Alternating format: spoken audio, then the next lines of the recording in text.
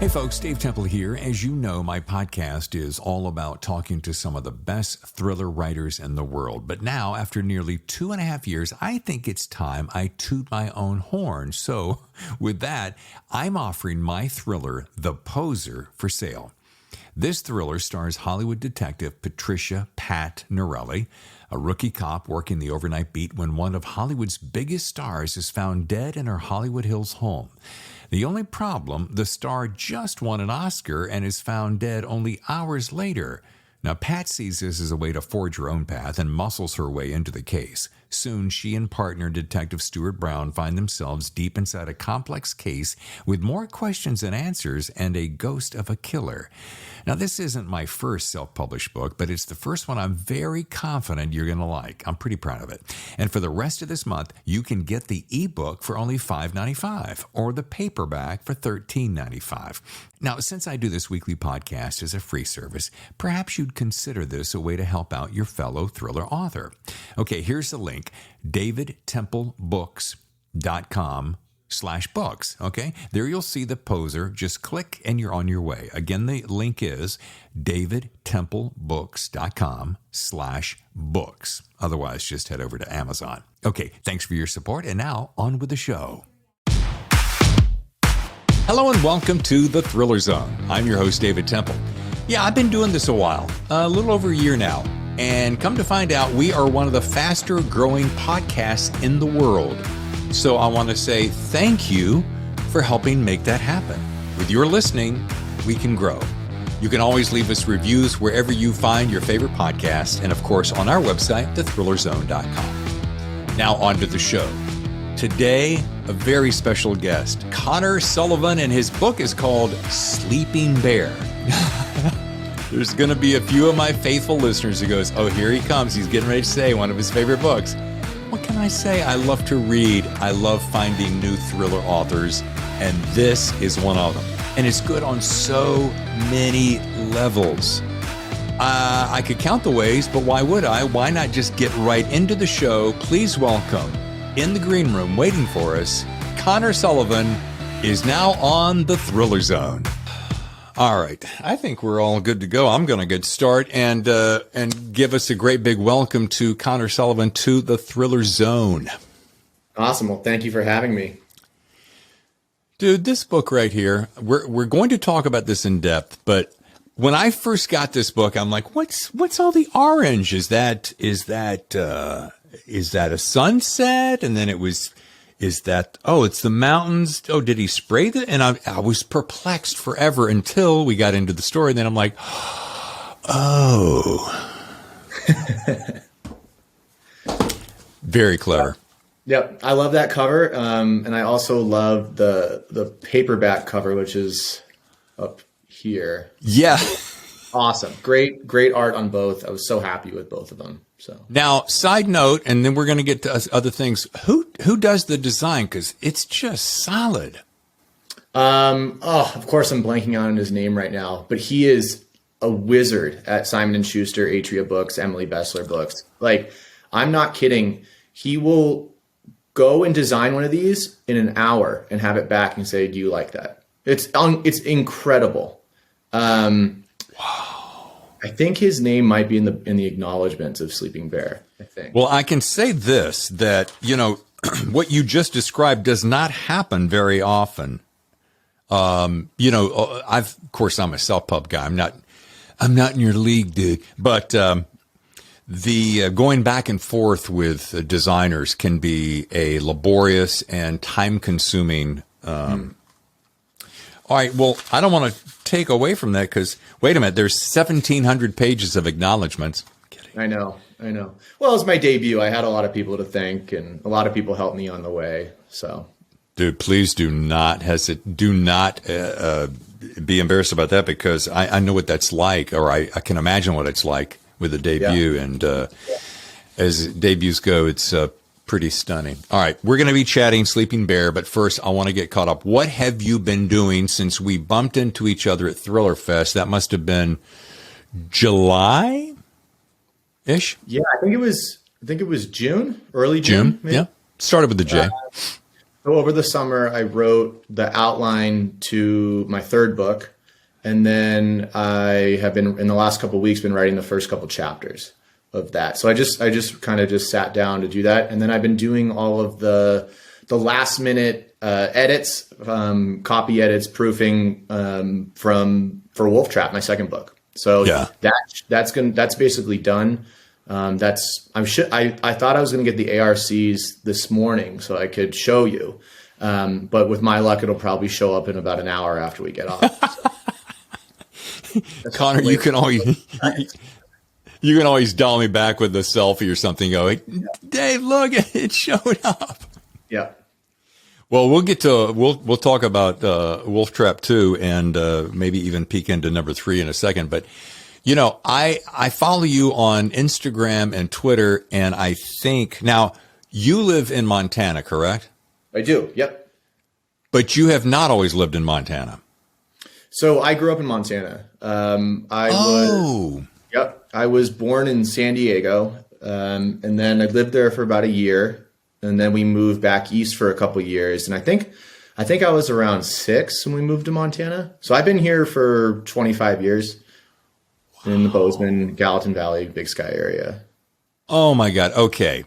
I'm going to go down this little rabbit hole for a second. My wife and I love to travel. We have gone back and forth across the country. We have kids in Denver, Colorado Springs area. Mm-hmm. And we always talk about Montana. It's not an easy diversion. It's not like we're going to, hey, let's take a little day trip to Montana. Yeah. But that is always a dream of mine to go to. Is it as dreamy as all the pictures say it is? Yeah, it's amazing. It's my favorite place in the world. I never want to leave. It's just, it's home. So, I mean, we're right next to Yellowstone, Glacier National Park's about 4.5, 5 hours away. My parents have a lake house up in Flathead Lake, which is the biggest non-man-made freshwater lake west of the Mississippi. And it's the most spectacular place. I mean, everywhere in Montana is incredible. Yeah. What did I hear recently that people, and it may have even appeared in Sleeping Bear, that people, Montanans, actually talk it down so that people don't get the idea to move there, right? Yeah. I always tell people it's a horrible place and you should never come. Just in the town I grew up in is a lot different than the town that it is now. It's kind of turning into Jackson Hole, which kind of sucks, but I mean, it's still great. I mean, now we have nicer restaurants and, shops, but growing up was very working class, ranch town, ski bum town. And then now it's kind of like going into Jackson Hole territory, mostly because a lot of TV shows have been taking place in our town. And the tourism industry is exploding. And then during COVID, everyone wants to move out of the cities. So they come to places like Bozeman. And so that's. Speaking of really crappy cities, San Diego, horrible. You would never, you wouldn't know because you were born here, but it's not nice. It's not, the weather sucks. Yeah. Yep. Horrible weather. Yeah. Horrible. I've heard all of those. People are not nice. The ocean, it's cold and it's rocks. Yep. I've heard. Actually, my wife and I moved from Manhattan, which is quite a shock. And oh, really? Yeah. Oh boy. I'm from North Carolina, but we met in New York and so forth and so on. And then we moved out here and we're like, why would we ever leave? Yeah, I lived in Los Angeles for about 5 years when I was going to school, and then about a year after. And it just wasn't for me, that kind of city. I wanted to come back home. So no, I did 3 tours of duty in Los Angeles, and if you're making tons of money, or what I call shit tons of money, that's one thing, because then you can live up in the hills or out at the Palisades or Malibu. But this side of that, which was my case, as they say, no bueno, really. Yeah. It was, my wife and I did the same thing. We were both kind of working in entertainment, making no money. And if you were a millionaire, you could have the time of your life in Los Angeles. But when you're just the regular folk, it does get a little difficult to just do basic things around the city. So it's living in Montana has definitely been, a lot better, I will say. Well, and the, air quality, just style of living, forget about it. Yeah. Well, the air quality is actually not great right now. We've had some wildfires move in. So I was hoping, we just got Starlink, that Elon Musk's internet service. And the smoke's been kind of affecting it, I've noticed. So I was getting a little stressed out that this wouldn't work very well, but it seems to be clearing up and doing okay right now. So, nice. Yeah. I did not know about Starlink, but I will research it, because if he's at the helm, it stands a pretty good chance of doing well. Yeah, it's pretty cool. We see the about once a month, we see the satellites. They're in this big, long line. Middle of the night, you can track them. And you'll just see about 50 satellites go over town once a month, once every couple months, which is really cool to see. So wow. Yeah. Well, that's because you don't have light pollution like we do have here, right? There's no light pollution here. Right. No. Yeah. Mm-hmm. Yeah. All right, let's talk about Sleeping Bear here. I want to know this because I had a chance to meet the gal who is responsible for your meteoric rise to fame, and it was a very quick meeting. It was with Jack Carr at Thriller Fest in 2019. Yep. Lovely, lovely lady, both physically and spirit-wise, and talking about a legend in the business. Now, so I find that you did a 2-book deal, which must be Sleeping Bear and then Wolf Trap. Yep. How in the world, treat me like I'm an idiot, it won't be tough. How in the world did you land that out of the gate? I mean, besides the fact that it's a fantastic book. Do you want the true story? Well, yes, that's so much better than I'm gonna do kind of more of I'll condense it a little bit. Yeah, so basically, it took me about 5 years from idea conception to having a publishable work. That was Sleeping Bear. Well, I had the idea when I was working on the Warner Brothers lot. I was eating lunch one day, saw this article that I can't find for the life of me about how many people go missing in Alaska. I go, oh, that's kind of cool. And then I go on Google Maps. I look at this thing called the Alaska Triangle. There's been some, Discovery Channel TV shows about it. So I started doing some research, and I go, this would be a pretty cool thriller. And that's when I got on Google Maps. I expand it, and you see how close Russia is to Alaska. You always hear that, but then when you see it on a map, you're like, oh wow, this is pretty cool. So then that's when the idea of Russians kidnapping Americans comes in. And long story short, in the writing respect, it took me 20 drafts to write over the course of 3 or 4 years. And then my wife and I moved back to Montana. I was working as a ski instructor, teaching famous actors and billionaires how to ski. And I was on the lift one day, found out I got an agent. My whole world changed. I did a bunch of revisions. We submitted March 14th. The world shut down on the 15th. Of 2020. And I just remember sitting there going, 5 years of work, working odd jobs, writing full time on the side, and publishing's gone. The world is gone. COVID's going to, those first couple of weeks or the first couple of months, no one knew what was going to happen. And we submitted to 4 editors, 4 publishing houses. And for the first 4 or 5 weeks, radio silence. And, when you work on something like that and it's your dream, it's your passion, it's everything that you kind of, you wanted to do since you were a little kid. And then the world shuts down. So, I was having those moments of, oh, woe is me, staring at the wall with a glass of wine at night when my wife's watching The Bachelor, just wanting to die. And, Tiger King, that was the Tiger King era. That was the, whatever everyone was doing those first couple of weeks of COVID. And then I think I got a rejection or 2 after about 5 weeks. And then you get the call that, changes your life. And that was with Emily Bessler. And that was just, poof. And, I hopped on a Zoom call with her. She said, I love the book. I loved your writing. I just wanted to meet you. And then that's, when... And there was another interested party, so there was kind of a bidding war. It was just all surreal. It was just so surreal. And, I knew from the time I started writing in this genre or being aware of this genre about, 6, 7 years ago when I really started writing Sleeping Bear, I'd always grown up reading Vince Flynn. So I loved Vince Flynn. Yeah. And I'd always would see Emily Bestler in the acknowledgments. And then when she got her own imprint, it was Emily Bestler Books with the orange fox on the spine. Yeah. And I know, Jack Carr always would say, like, I always wanted to have Emily Bestler. And that's the same with me. From the time I started writing Sleeping Bear, back in 2015, I was like, Emily Bestler is the editor I want to work with at some point in my career. I was just so lucky and fortunate to, have it coming right out of the gate. And she's been nothing but wonderful and amazing. She's just not only an incredible editor, but just an incredible person. And, she calms me down when I'm getting overwhelmed. And, it's perfect. It's the greatest. It's a dream come true.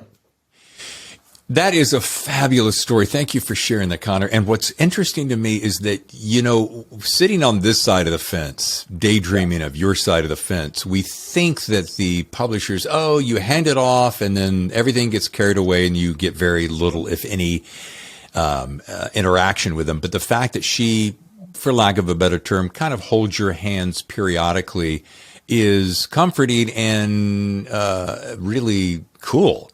So I think to myself, I wonder what, of course, this is kind of a rhetorical / I'd have to ask her, but I wonder what that thing, besides the fact that it's a great book, what is it that hooked her?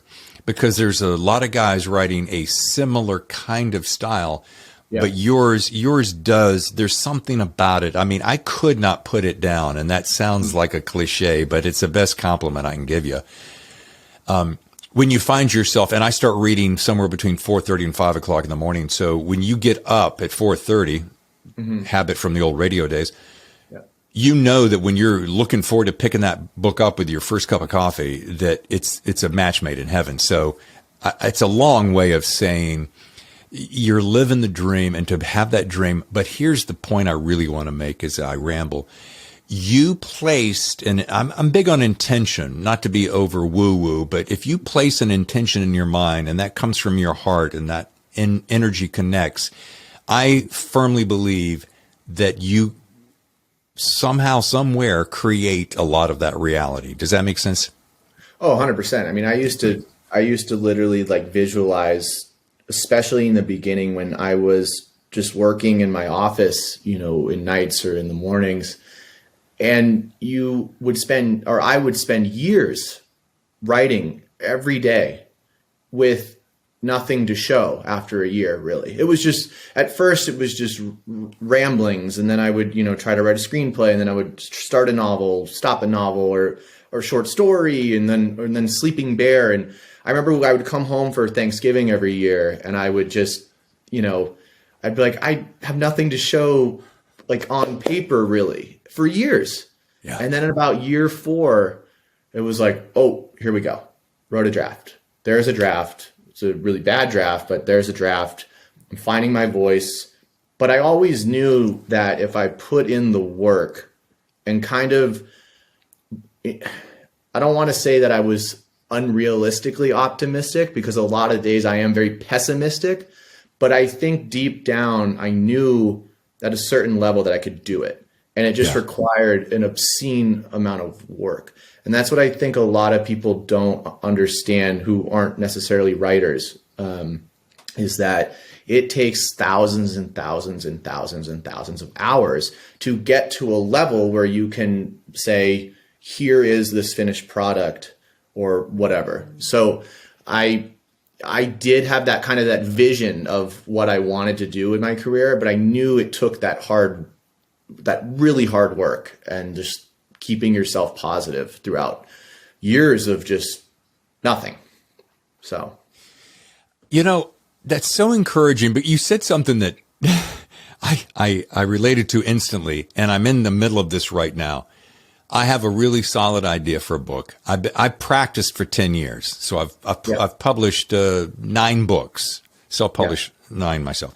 And I always told myself, okay, if you'll put in the 10,000 hours, the 10 years in Hollywood, then on that 10th or 11th, you should be good to go. So I'm at that point. But I find myself doing that, Connor. I'll pick it up one day and I'll love it. And the next day I'm like, man, this is just shit. Where did I think that was going to be any good?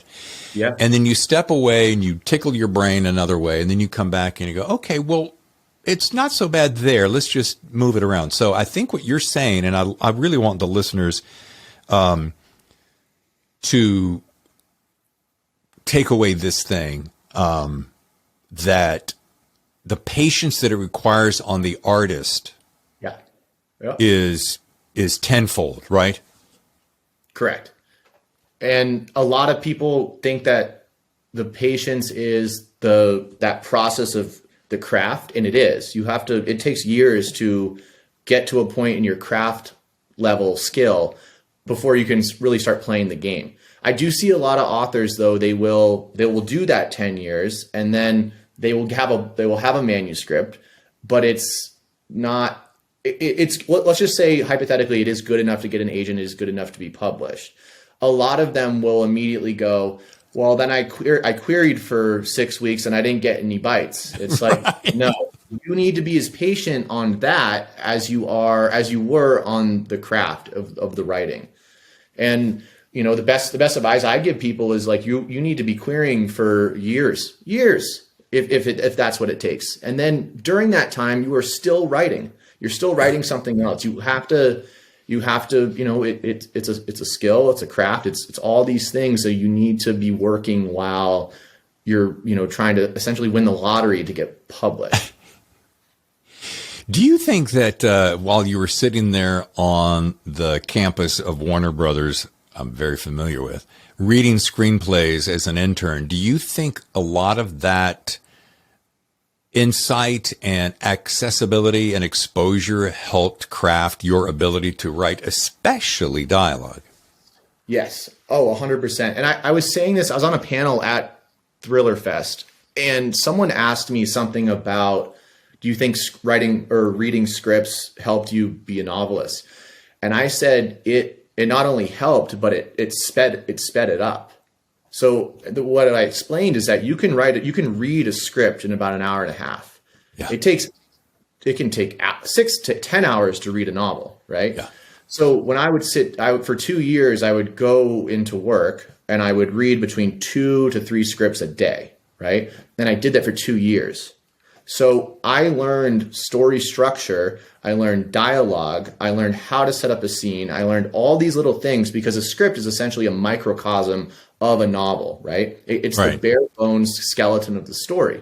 So by being able to read, thousands of horrible scripts, thousands of mediocre scripts, and then few very, very good ones, your brain, because you're so attuned to reading these scripts at such a fast pace and reading so many of them, you start to see what works, what doesn't. What is the writer doing here? What are they not doing here? Why was this a horrible screenplay? Why was this a great screenplay? So that right there, and I always tell aspiring writers, go online, go read screenplays, go find your favorite movies, and then go find movies that you thought sucked. Go find the script and read what, maybe it was just the director screwed up the script, or maybe the script was dead on arrival, in the first place. Right. But that really helped me. So yeah, I tell people all the time, if you can get your hands on scripts, because you can just go through them and you can learn how this works. Yeah. There used to be a website. I want to call it Scriptorama. I wonder if that's still around. Yeah, I don't know if that is. I was familiar with that one. Yeah. And here's the name I want to drop on you. Speaking of Warner Brothers, do you know a gentleman by the name of Chris Panic? Chris Panic? I don't think so, no. Oh, okay. God, I was sure that we were going to connect. Chris works in the writing department at Warner Brothers and has forever. Oh, cool. Yeah, we went to grad school together, and he was one of those guys that got right out of school, went right to Warner Brothers, and I think he's coming up on retirement. Anyway, he and I have this profound appreciation for reading screenplays because of exactly what you're saying. You can pick up, once you get the hang of it, you can pick up a screenplay and within minutes go, it's not going to work. Or maybe the first act has some troubles, but I think about the friends that I used to hang out with that would read them, that were assistants like yourself, and would read them, and it's just an amazing education you can get. Yeah, it really is. And then, when I decided that I wanted to go into, writing these type of thrillers in the book world, I was able to take that knowledge that I learned from reading scripts, and then I'd go and I would study every single person writing in the genre, or, just my favorite authors. And that's, once you learn how the skill, like the craft of the novel works, then you can attempt to do it. But it is the doing it. You can read as much as you want, but you do have to eventually spend 80% of your time writing. Yeah, imagine that. You can be an amazing critic, but if you don't work on the craft and spend those thousands of hours, you're just going to be a critic. So. Yeah. I also, this podcast has given me a great opportunity to speak with a great many people, and I'm amazed at some of the young talent who thinks, and it's not a criticism, it's a realization. They think that, all I got to do is sit down and bang out some words and, kind of polish a little bit and send it off. And boy, you talk to the guys like yourself, and I think of Jeffrey Deaver pops to mind, and he will spend 100 pages working on an outline. Dean Koontz said he will write a draft no less than 20 times before he feels like it's time to then jump into it. Mm-hmm. And that's when you hear the legends say things like that, that's when you realize, no, dude. You don't learn how to tune a car by just picking up a screwdriver, opening the hood. You don't learn how to perfect your golf swing by picking up a driver one day and go, I'm going to go smack some balls. Why would we think that you could pick up a keyboard or typewriter or whatever and pencil and just bang it out, right? Mm-hmm. Now, and speaking of influence, what writers, without putting you on the spot, and this doesn't have to be my favorite writer, but who are some of the writers, you mentioned Vince Flynn, that gave some of the biggest impact on your writing and that have helped you understand the best way to craft the business of your career? Interesting. Probably my dad. My dad's a very established author. He and his friends that I grew up around, who are also, famous in their own right, Greg Hurwitz, Robert Crace, they were kind of the ones when I was probably in my late teens when I decided I wanted to be a writer that I really looked to. I sought their advice. I sought, I mostly just observed what their day-to-day life was like. And it's basically just you sit down and you work and you study the craft, you read a lot, and it's just, I would see their lifestyle and I go, okay, that's how you can do it. I'd see how my dad would treat his writing career like a 9-to-5 job. It doesn't matter. Every day he gets his hours in, and that's the way I approached it. And by watching them, it was not only inspiring to see these working writers or these famous writers who I knew very well, but it was just like, okay, that's how you do it. It's just this type of work.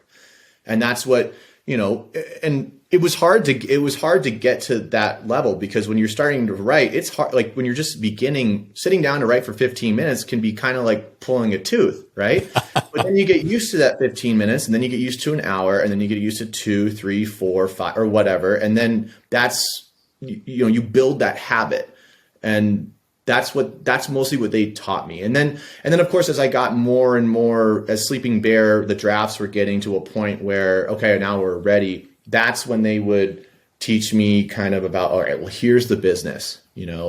That's how you do this. That's how you work with an agent. This is how you work with your editor. So yeah. And I've had such a great support system around me that when I do have a question, I can just call them and ask.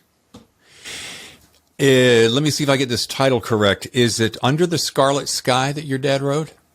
Yeah, my dad wrote Beneath the Scarlet Sky. Beneath. Okay. Underneath, beneath. I was doing a little homework on that. I think I saw something like 65,000 reviews. And if I'm not mistaken, this book came out like in 2017, which is only 5 years ago. But that's an insane amount of reviews. So I'm guessing it's a pretty popular book.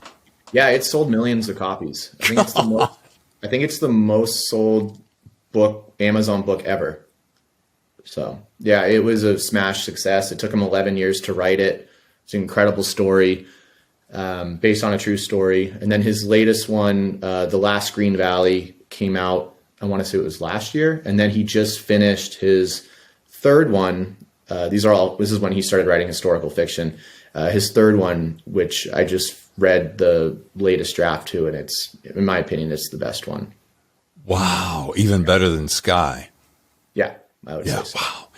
That, it begs that same question. We all bang on the door going, what's the secret sauce? What's the juice? What's the magic? We always do that. I don't know why we do this. I guess we can do that with professional athletes as well, but it's true. I mean, the secret sauce is putting in the time, doing the hard work. And when that moment comes, when all the planets align, then you have the big bang. Correct. I mean, you've probably heard success is when preparation meets opportunity. Yeah. I prepared for years and years and years and years, and then I just got lucky, right? And I hope I can stay lucky and, keep doing what I love. And I'm sure you will. And the funny thing is people, I think it's the people who want so desperately for the get rich quick mentality to kick in, when we all know that there really is no getting rich quick. Yeah, that's so true. When I first started writing, I was just out of college. I was so addicted to social media. I was spending so much time on my phone and doing all this stuff that was getting in the way of writing. And that's why I remember I deleted all my social media for years, and I just worked. And that was, in my mind, I kind of like tricked myself saying, all those hours that I'm wasting every day, I'm now putting into writing or trying to perfect a craft. And it worked. And that was the funniest part. I remember when I was meeting with Simon & Schuster marketing people, I was like, well, I don't really want to have social media again because I took it away and I got success. So, but now I'm able to limit myself. I don't go on it, for the majority of the day, and I'll, poke in and out when I'm done writing. But yeah. Well, that is a great piece of advice, and I catch myself all the time. Oh, but I need to stay in touch. No, you don't. Oh, I need to promote my podcast. Maybe you do, but maybe not as many hours as you're doing it. And so I think that's great advice. Folks, we're going to take a short break, and when we come back, we'll return with Connor Sullivan. Stay with us. Your host, David Temple here. Hey, before we get back to the show, I thought I would throw in this one quick note. I have had authors approach me who want to actually advertise on the show, and I'm like, that's cool. I love that idea. I mean, think about it. We feature the best thriller writers in the world. You're one of the new up-and-coming thriller writers in the world to be, and you have a book coming out. Our rates are super reasonable. We're easy to work with, as you know, and we all want to work together to make success for all of us. Just reach out to us here at The Thriller Zone at thethrillerzone@gmail.com. Let's talk rates. Let's talk details. Let's do something together in the new year. I think you'll like it. Now, back to the show. The best thrillers, The Thriller Zone. And now, back to the show. And look who's here. Wait. Hey! We have a new feature to the show called Pop-In Co-Host. Special guest host appearance. And he literally just popped in. Ladies and gentlemen, it's Connor Sullivan and now Brian Andrews. You may know him from a little writing duo called Andrews Wilson. Welcome to the show, dude. Thanks. I had to crash this party because I've been wanting to chat with Connor, especially about this book. how you doing, Brian? Good to see you. Good, man. How are you? I'm good. You recovering from that last night at Thriller Fest? Yeah. I don't think anybody got any sleep that night. No, that was rough. And it was about 3:30 in the morning. I think we left the bar after some beers. Yes. Yeah. The flight back definitely hurt. I'll say that. And fortunately, though, we solved all the world's problems and figured out, the next 10 years of our respective careers. So it was very productive night. It was great, yes. Yeah, and Brian, speaking of productive, we had just before we went into heading to break, we were talking about what a time, life suck social media can often be, and that we'll often go, well, I need to check on what's happening in the world, as though that's really pertinent, when what you really should be doing is sitting down and writing. Yeah. And now, they have this new do not disturb feature, and I can click it on the corner of my screen. Because if I don't, those alerts are popping up, and it really is a distraction, and it just sucks you out of your writing. So it's something you have to be disciplined about these days. Yeah, and Connor, I was going to ask you this. Do you think it's much like a muscle that you train to?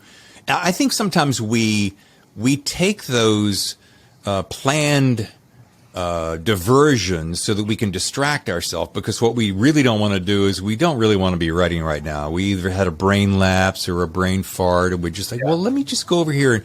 But it's really, we're kidding ourselves, aren't we? Correct. I had a teacher, a writing professor, who taught me something. I think it was pretty much the first day of his class. He said, if you want to be successful in this business, you need to write like it's 1992. And I said, what does that mean? And he goes, we didn't have any internet. We didn't have cell phones. We didn't have all these distractions. So the first thing he said is that you go back to 1992. This is what he did. He has a pager from that era, that if his wife needs him or there's an emergency, he gets paged. In his office, there's no cell phones, there's no internet, it's just writing. And I really, when I'm on deadline and I'm, stressed out, and it's so easy to just get overwhelmed, and then you pick up this thing. And then all of a sudden an hour goes by. So what I try to do is I don't even take my cell phone in my office with me. I just turn off the internet, and I'll be working in a 4-hour chunk. And if, my wife needs me or someone needs me, an emergency has ever happened, I got this little buzzer thing on Amazon that if the house is burning down, you can come get me. Other than that, I'm working. Brian, what's your fix? Because I know you've got one. I do think that the 4-hour block is a good amount of time. I've sort of settled on something similar. 3 to 4 hour block is a good productivity window. And, I have kids, so when they're at school, that's obviously the most productive time.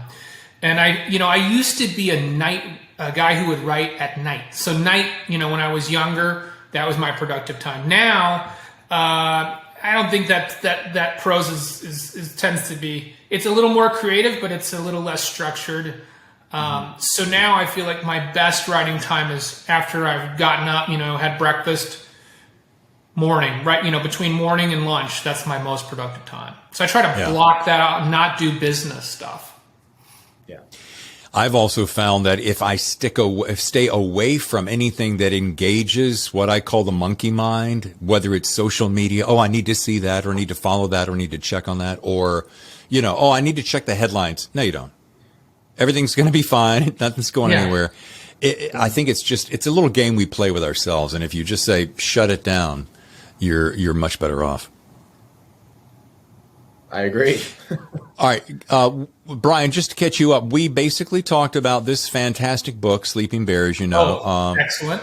Which I want you to jump in. I don't want you to bang it too hard over the head, but give us your thoughts, because we did share a couple of notes along the way, and I think my big takeaway was this is my favorite thing, dude. This is for you, Connor. Your chase scenes, like when you get down to about 2/3 of the way in the book, those chase scenes, I sweat thinking about them. I don't know what you've done to master that thing, but it made me think of, Brian, I think you gave a talk at Thriller Fest, and you'd said something about write the scene slow when it's happening fast and vice versa. Yeah. But whatever that thing was, I'm like, oh, Connor's kind of doing that. And it's just mind-numbing. All right, I asked you a question, then I started babbling, so jump in there. Oh, I love this damn book. It's a great book, and I've been dying to talk to you about it, too. So are you wondering about the chase scene, how I wrote that, or are you talking about the airplane scene or the chase scene like on the ground? Well, I loved them both. I mean, that's like saying, which one's your favorite child? Well, I like Billy, but Sally's good too. I think. Go ahead. No. It's all you, babe. Well, if I remember correctly, when writing, we'll just take the airplane scene. Yeah. I do the intercutting between the action in the air and what's going on in the ground. And by doing that, you're able to do a lot of high octane action, and then you're going to let the reader breathe a little bit, get a little bit more of the sense of what's happening from the outside, and then you put them back into the action, and you jump back and forth on that. So it's not necessarily just all gas pedal. You're braking too, to give the reader kind of a breather, and then you're moving back and forth based off of that. And that's the way when I would study thriller writers in our genre, the really good ones will do that. And that was, me just kind of my own take on that. Multiple works. I think Vince Flynn and Brad Thor, both of them pop into mind as capturing that technique. And Brian, so that I don't look like a complete idiot, refresh my memory as to because you can boil that down into one word, what I just tried to attack. Well, I think the temptation for a lot of thriller writers is to, especially if they're not former military or haven't, served in law enforcement, they're uncomfortable trying to write action or write about special forces. So the temptation is to try to cram it all into, a short, intense period of time. And that's kind of what we were talking about in that panel that Jeff and I did, that class, was about it's okay to stretch it out. This is the exciting stuff. So make it last a while. The metaphor we used is you go to Disney World and you wait 2 hours in line to get on a ride and it's over in 50 seconds and you're like, man, I wish that roller coaster was twice as long. And so as a writer, we have that ability. It's up to us to do multi-chapter action scenes and push yourself to extend the action because the readers want that. Yeah, that's the way. That's it. That's exactly it. And Connor, you nailed that exactly. And now that I flash back and I'm playing that in my mind, it is the way you intercut it, which was, and it was fun because you find yourself racing in this direction. And then just about the time you're like, how long can this go? You give me a breather. I'm like, okay, whew. All right, there's something over here happening. I mean, this is the great personification of reason why I read thrillers, because let's face it, life can be a little more ordinary, and you just want something that rips by and puts you in a world that you probably will never spend time in, 100%. And that's kind of the reason why I chose this genre to write in, this kind of high-octane thriller genre, is because in this day and age, again, we're competing with this. Yeah. We're competing with people's attention. And I knew that if I can write one of these books that will turn pages, so to speak, well, guess what? I feel like that is what can compete against this technology that we're all just getting bombarded with all the time. I wanted to write kind of one of these high octane things that you don't want to put it down, and so hopefully. But there's also great character work in the book. Like I think for me, one of the things when you sort of when you're reading a novel, you're introduced to new characters, and at some point you get hooked. When is the hook? When does the hook suck you in? And for me, it was a scene where, Gale has learned that his daughter's missing, and he's in the mindset of, I'm going to be a one-man rescue machine. Right. And, he's with Em, and she sits him down, and she's like, she basically kind of does the slap across the face, the metaphorical slap across the face. It's like, Dad, you know what? Actually, I've been the one that's held this family together. While you were off dealing with your grief, I was the one that raised Cassie and that kept the ranch running and made sure all the bills got paid. And, I got goosebumps just thinking about that scene, because I think, for us to care about these people and whether they survive, you have to respect them as people and care about their family. So that family dynamic was very powerful. I think you did a masterful job with that scene and those characters in particular. Well, thank you. Yeah, it took a very long time to find those characters and their voices, and again, those emotional gut punches. That's kind of what I call them. Why should the reader care about your characters? And that by doing kind of that family dynamic, I was like, it took multiple iterations before I was able to go, okay, there it is. There's that emotional kind of that gut punch where we go, okay, now they're all in. Now they're all going to go try to find her. Yeah. Yeah, you sort of split time, a lot of time between Gail and Cassie. Yep. I mean, I sort of feel like you had two protagonists. Yep. Did you feel that way yourself, or did you really, I mean, are you leaning towards, who is the hero in your mind of your book, or is it the two of them together? I would say it is the two of them. Listen, guys, when I was writing this book, I was so scared because I kept telling my dad, I have never seen anything like this. I just did 50 pages in the beginning of one character, and then on page 53 or whatever, I introduced I introduced Gail. I hadn't really seen that done before. And then I took essentially a woman goes missing in the woods book, and I turned it into this political thriller. And I just kept, and as I'm writing multiple versions of this book, I just kept telling my dad, I'm done. I'm an idiot. I've just wasted years of my life. This is just, I've never seen anything like this. And he goes, that's a very good thing. And I go, okay. He's like, as long as the reader is turning the page and they're invested in the characters, different is good. Yeah. So, and he was right. When I really did not believe in myself or my book, his kind of that push to say different is good. It's true. So that's such a great place to make this next statement. And I love that, by the way, Connor. I'm thinking to myself, how important do you see it? Because I see it instantly. How important do you see it surrounding yourself with fellow creators who not only help influence your success, but really help influence that mindset of like, you got this, and not to make it sound like, yeah, dude, you got this, but you know what I mean? It seems to be so essential. It really is. And I always, when all the press was coming out, when I did sign my deal, I was putting it on social, I had to create social media again and put it on social media. And all my friends were like, oh, your dad write your book for you? And it's like, no, he didn't. But what he did do is he was just emotional support, and this is before, I really got involved with this great community that we all, are a part of with Thriller Fest and VoucherCon and all these places. But yeah, it was when I was kind of at my lowest. He would always kind of pick me up and go, okay, what's the problem? How are you going to tackle that problem? Or when are you going to stop feeling sorry for yourself? And then, you just get back on your feet and you just do it again and again and again. And then, yeah, so that support system initially has been great. And now I have a great support system with people I know now. Taylor Moore has been great. I don't know if you've had him on the podcast. He was a debut this last year. His second book just came out a couple weeks ago.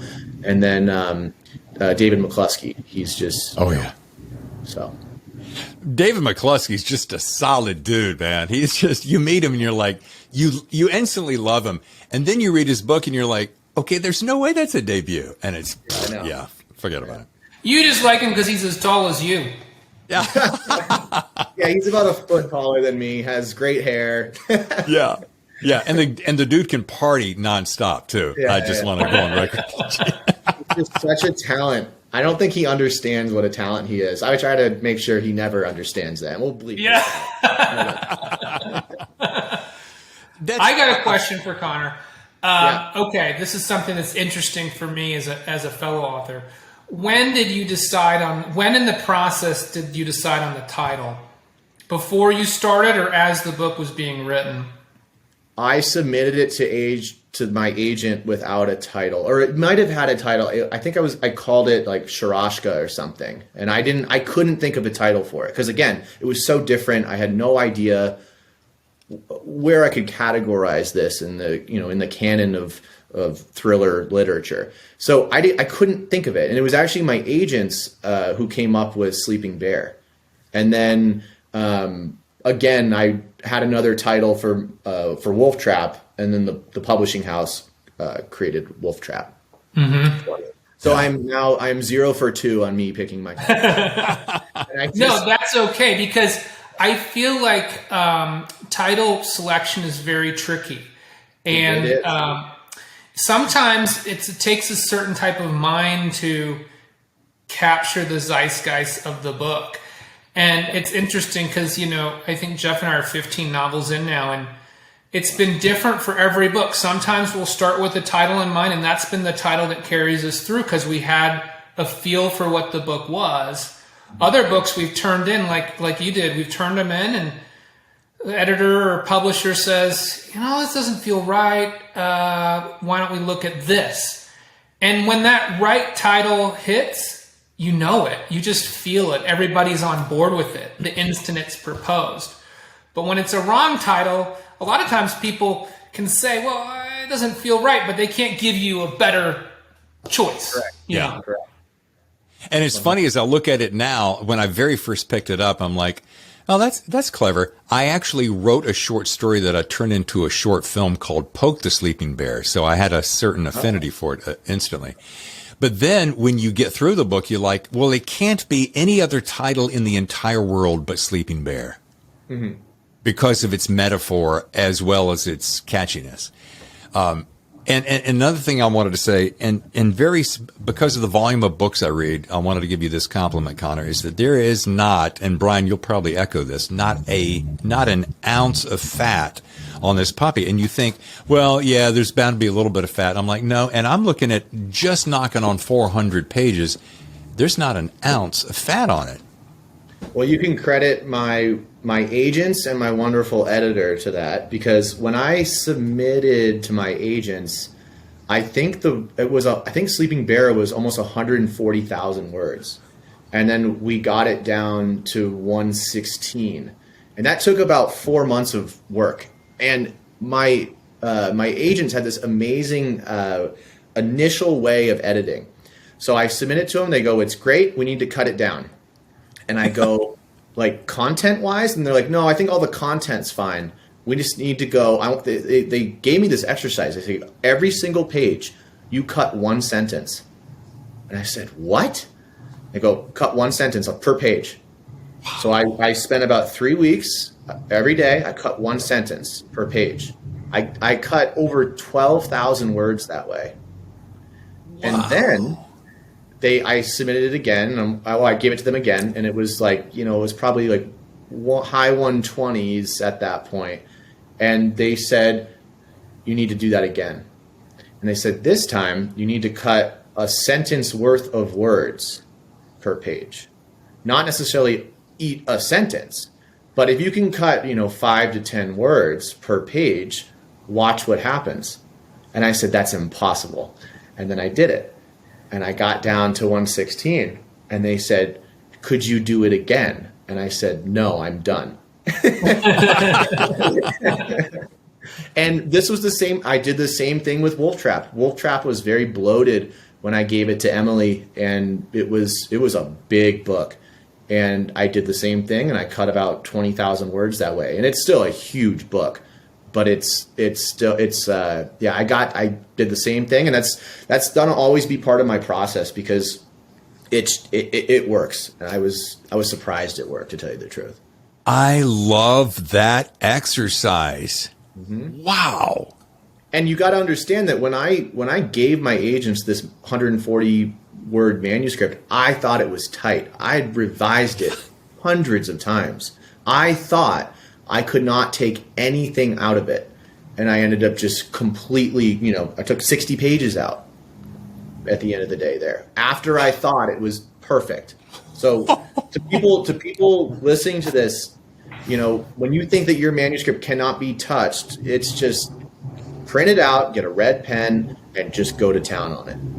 And that's what I did, and it worked for me. So hopefully maybe that advice will work for other authors, or inspiring authors as well.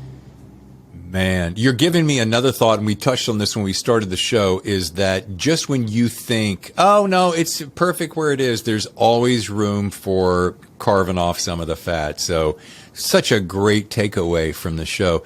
Don't you agree, Brian? And I would imagine to ask you a question with a writing partner, who on your side, as it relates to Connor, who on your team between you and Jeff is better at, oh no, that needs to be just yanked out because it really isn't pushing it forward, or maybe it's already been stated before?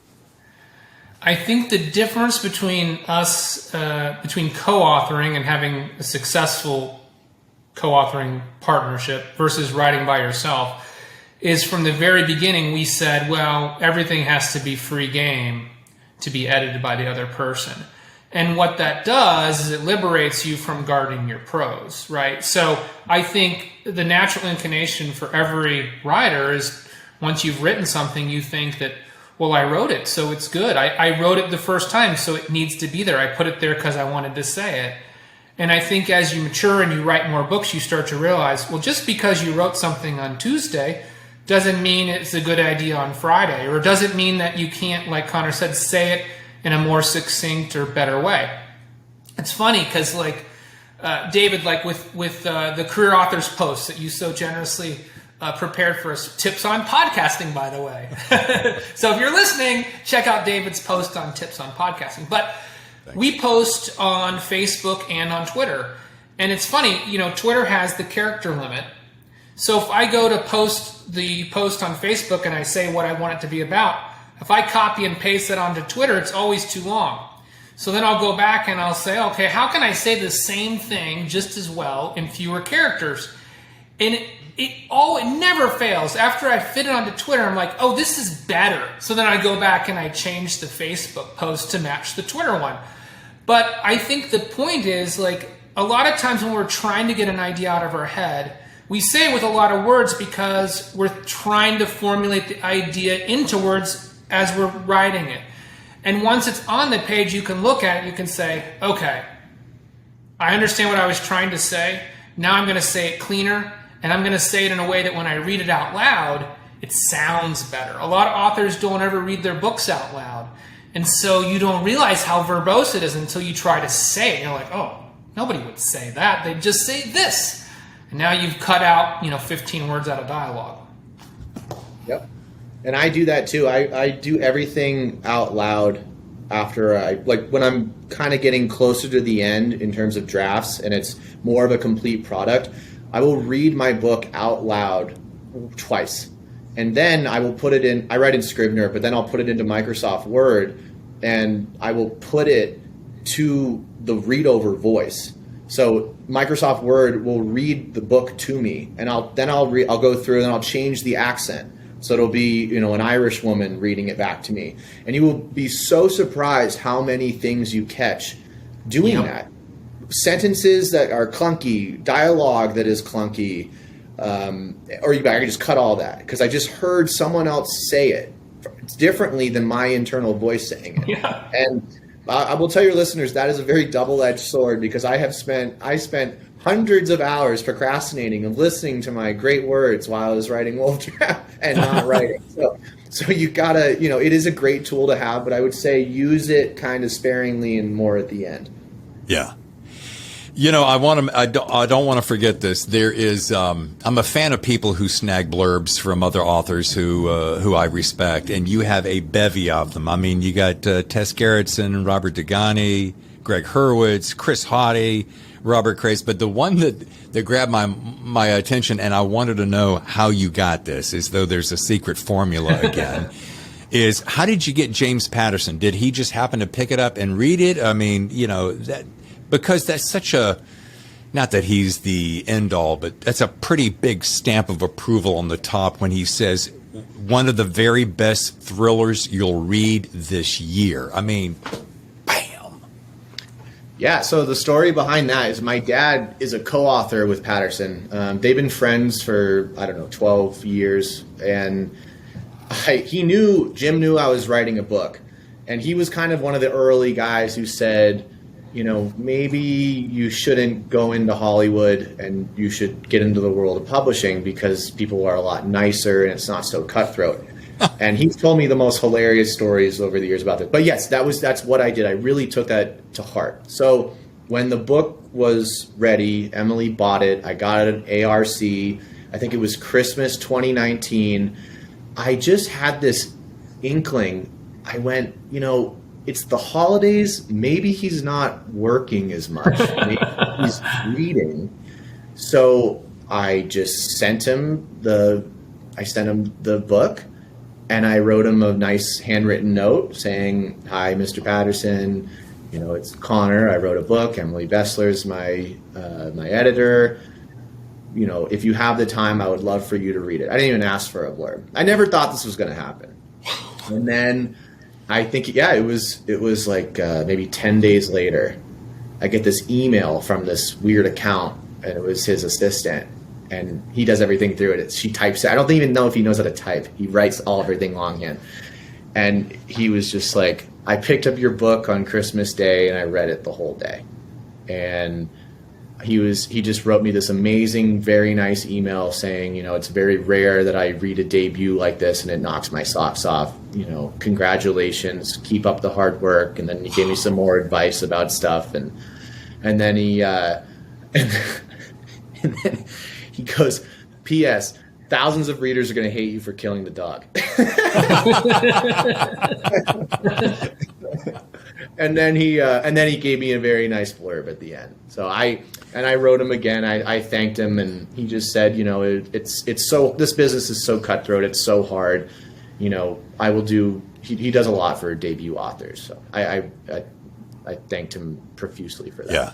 Wow. Yeah. And I do hate you for killing the dog. I will have to admit that. No. And he was right. I get angry emails every day. And it just, without fail, it was to the point where I took my email address off my website, and you can just talk to my agents. And it was just funny because I was telling Patterson, I was like, "Yep, you were right." So yeah, but probably no angry emails about killing the Bulgarian. Yeah. No angry emails about all the hundreds of people or dozens of people that died in my novel, but the one novel. All right, before we get eaten up by time, I do want to take a quick second to talk about Wolf Trap because we mentioned it earlier, and I know that drops in March of next year.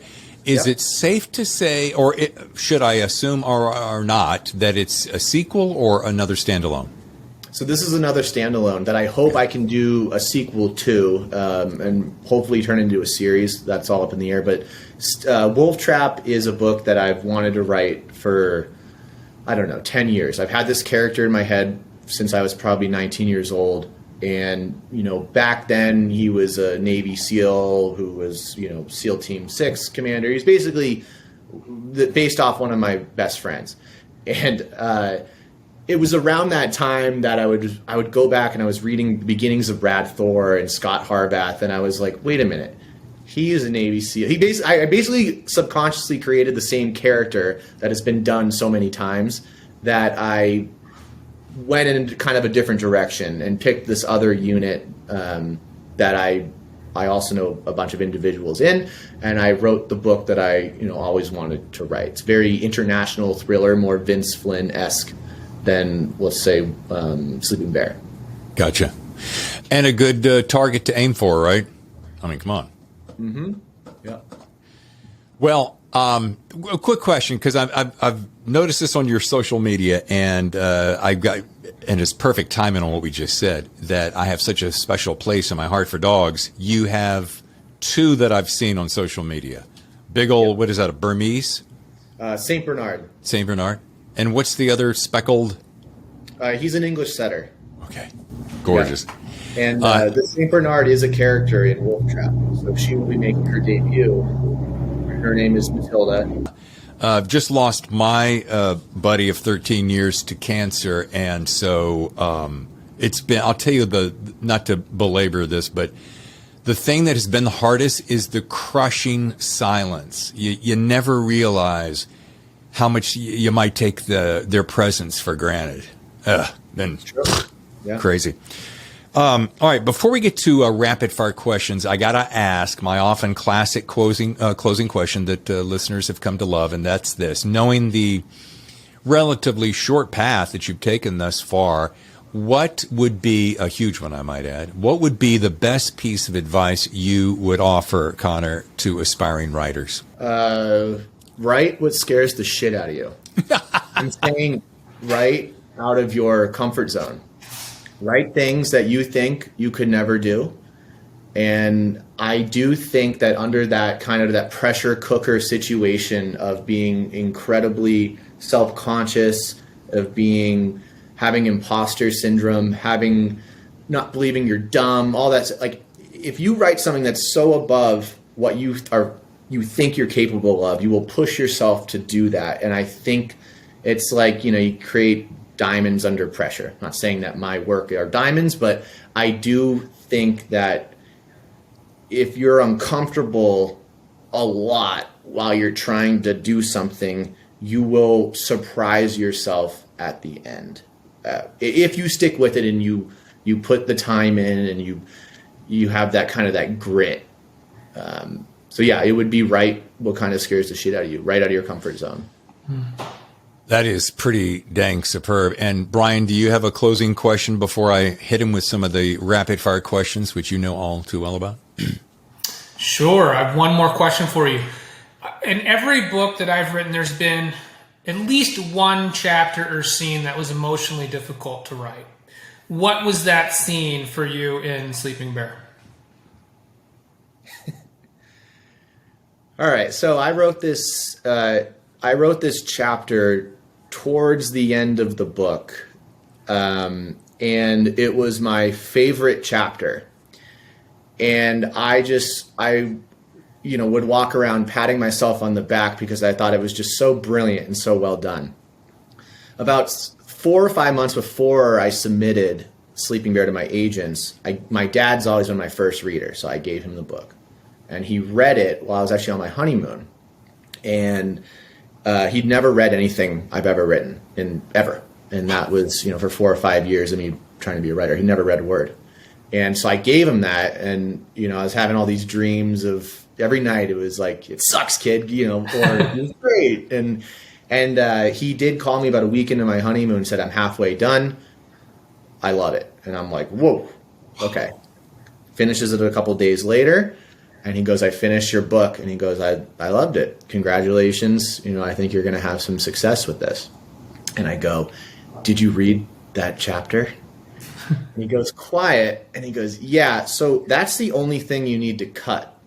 And I go, what? Oh. And he goes, you basically you were doing this huge climatic ending, building into the climax, action everywhere, and you just stop, and you do this whole exposition-laced chapter of Artur, the scientist, and how he got into the Sharaska and what his motivation was. And it was just, I remember crying as I'm writing it because it's just so beautiful and the research involved. It was perfect. And I had to cut the whole thing. And he was right. I went back and I read it because you just don't want to stop that action right in the climax. And it was just such a relief on my part. But I remember that all the time because, you have to be willing, as Stephen King, I think, famously said, kill your darlings. And your darlings are these sentences, these paragraphs, these pages, these chapters that you just love, or these characters that you love. And you have to be willing to do that. And that will always stick with me. So that was definitely the most emotional. It was even more emotional. I cried writing it and I cried cutting it. We'll just say that. That's great. I love that story. That's a great story. Yeah. I think there's some of the reasons that we are so hesitant to kill the darlings is we don't think we can create anything that fantastic ever again. Mm-hmm.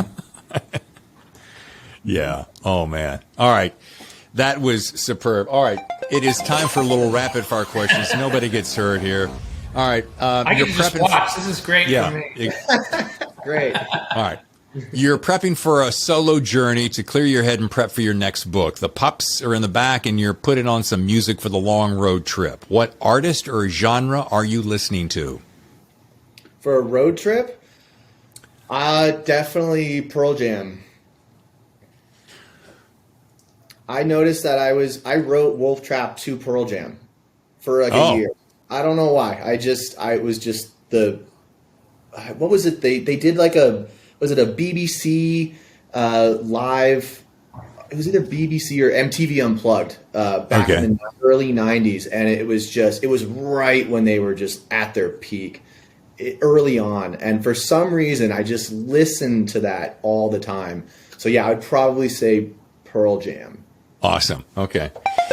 All right. Well, now you've prepped the lodge. You've landed, prepped the lodge, set out for a day hike. When suddenly you're caught in a rising storm, what are the 3 tools you are so glad you brought with you?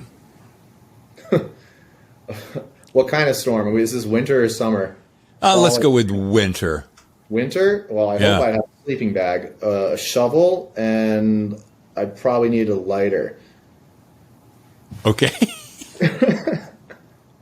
And if I could have a 4th day, that would be a small flask of whiskey.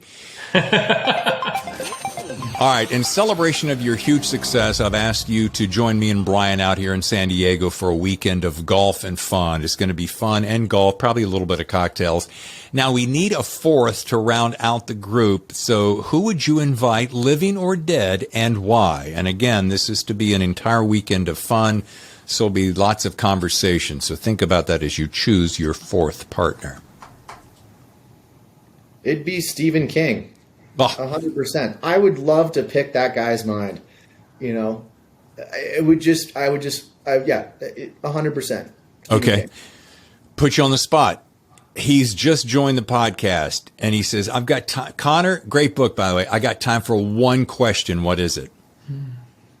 Oh my gosh. Take your time. You'll be talking amongst yourselves. I hate this question more than anything because I get asked it weekly or even daily. And I think I would ask my least favorite question to him. And it would be, where do you get your ideas? The one question I never ask. And that's the question I hate when people ask me because I'm like, I don't know where I get my ideas. Sure. Daydream them or something. I don't really know, but there's something, as someone as prolific as him, there has to be something's going on that's not worldly, you know. Yeah. So I would love to ask him that question and for him to give me a legitimate answer, you know. Yeah. So I've heard a variety of ideas of how he was prolific in his early years, which I won't duplicate in case it's not true. But even with that influence, you still have to have a mind that operates at a higher, more specific frequency than your average bear. Sleeping. Yeah, I think you have to have a curious mind. You have to be curious about not only the human condition, which I think one of the ways that he's been so successful is that he's willing to sort of probe the thoughts and emotions that a lot of us just keep to ourselves, you know, whether it's violence or intimacy or perversion, you know, he's not afraid to play around with all those things. Yeah. And I also think you have to have a curious mind just about the world in general. You know, if you're not interested in politics or technology or health or sociology, history, if you're not interested in those subjects, you're not going to be a good author because it's that curiosity and the tying together, you know, past and present and where are we going and how does this affect me as a person that makes good storytelling. And I think that's where he's outshined everybody consistently throughout his career and why he's so talented. Yeah. I agree. And you know what, Brian and Connor, I don't know if this is true, and I'm doing a little bit of laundry here in public, but I have a challenge that when I sit down to write, and now I know why some of the prolific writers are drunks, because of this very thing. I have such a monkey on the shoulder that does a little bit of this. I'm not sure that's really that good. Is that a right idea? Should you be going that direction? Not really sure about that. I'll have maybe a cocktail, maybe one glass of wine, maybe a beer. Something about the mix up in the chemistry just makes me go, hey, you know what? If it's not good, who cares? I'm going to keep writing. I'm not sitting here endorsing getting drunk to write. What I'm saying is there's something that happens that stops the judgmental third voice that just goes, hey, write it. See how it feels. If it doesn't work, bada bing. You know what I mean? Does that make any sense? Yeah, I mean, I remember when I really started to take a crack at this right at the beginning. I was, you always hear the romanticized tortured soul, whatever, and I tried to write with a cocktail. I just can't do it. I have to be stone sober. I can't even, have a few the night before, because if my brain's a little bit foggy, I can't tap into what I need to tap to and into. But I writing my second book, I did get a lot of that. I had way more imposter syndrome writing Wolf Trap than Sleeping Bear, just because now, I have a contract.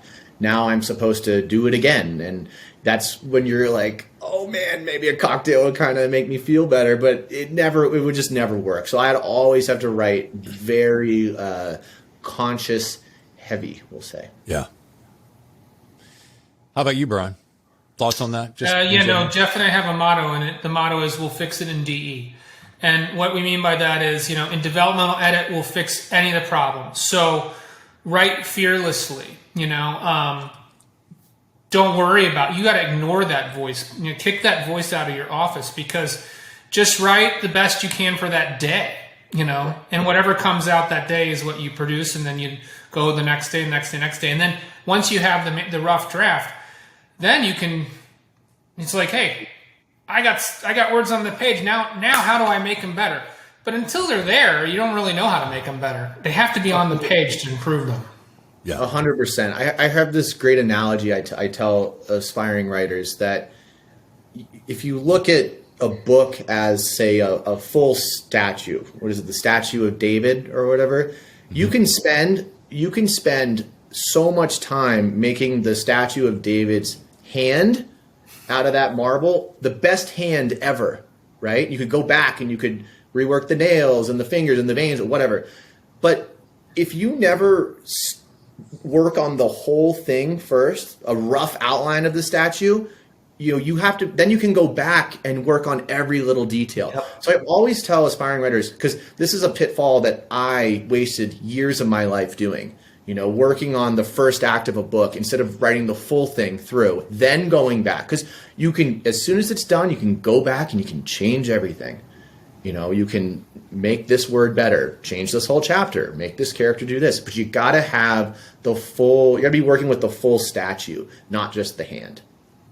That is so good. Well, that's such a visceral and visual example. So good. Hey, Brian, thanks for popping in for our pop-in co-host special edition. It was great. Thanks for having me. Thanks for letting me crash your party, Connor. Of course. Great seeing you. Will you be at BoucherCon? Not this year, unfortunately, okay. But I will be at Thriller Fest. In okay, spring. Cool. Well, I want to challenge you both guys to save your money. Go to BoucherCon next year when it's right here in my backyard, and you can we'll go turn that foursome together. Do you have a guest room? Yes, we do. Okay. It's called the booth right here. Hey, Connor, thank you so much, man. This was such a nice treat to be able to sit down and spend some time with you. Thank you so much for having me. It was a blast. And folks, to learn more, visit ConnorSullivanAuthor.com and follow him on Twitter at CSullivanBooks. Once again, guys, Brian, I'll talk to you later. Connor, boy, what a good time, and what a mad talent you are. Well, thank you so much. Thanks again for having me. Now, that's what I call a determined, talented writer. Connor Sullivan, Sleeping Bear.